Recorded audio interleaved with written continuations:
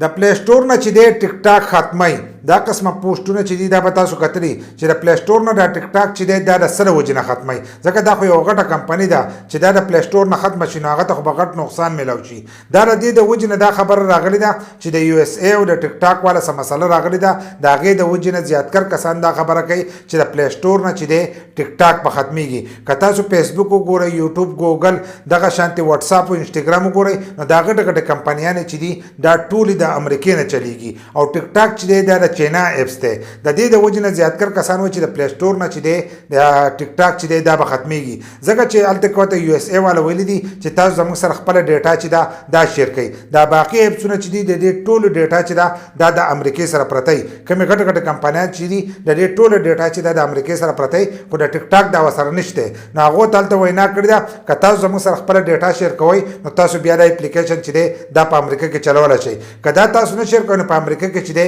په دې باندې به بین لګي نو چې هلته په امریکا کې به دې باندې بین ولګېدو نو دغه شانتې بیا به د پلی سٹور نه چې دی